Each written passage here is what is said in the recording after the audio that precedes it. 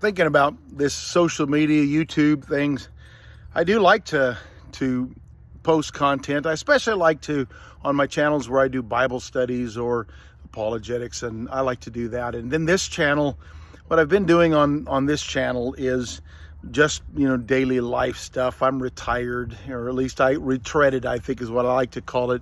I don't want to sit around doing nothing. I don't want to spend my time twiddling my thumbs and playing card games or something like that. I've got plans to do things, and right now I'm in the middle of building a house and enjoying that. But we do a lot of traveling. My wife and I travel a lot to different churches and so forth. Some of the projects that I can do to try to be an encouragement to other churches. And one of the things I've enjoyed doing is just to record when I buy gas, where I buy gas, and how much.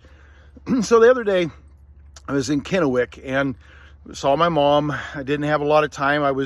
We just at the spur of the moment got up and we were in Natchez and drove the 100 miles to my mom's.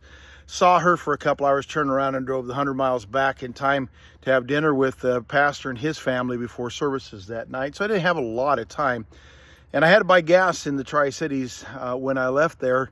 And I didn't pay close enough attention when I left Mom's house to which direction I should take to find a place where I could get the best gas. So there, gas right now is nuts. It doesn't matter where you're at in the United States of America, gas is nuts.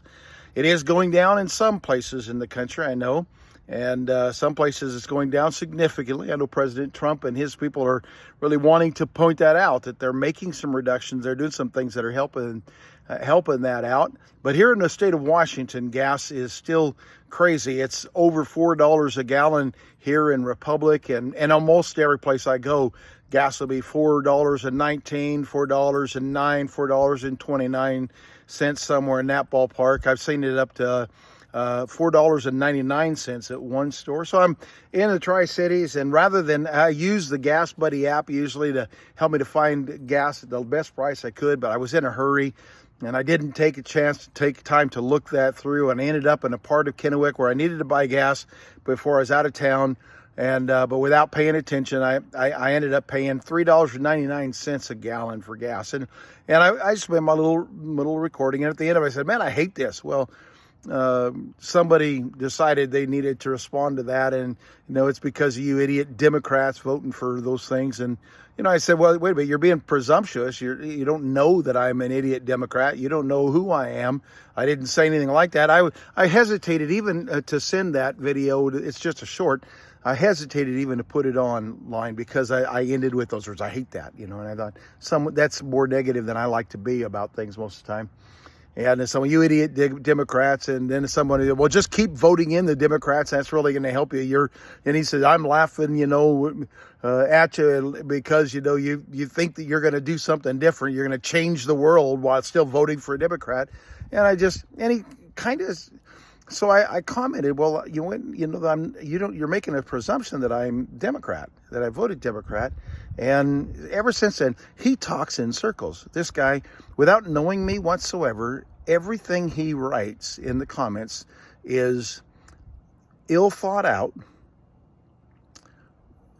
made rash statement without an attempt to see if he could find some common ground with me that we could get along and have a good conversation.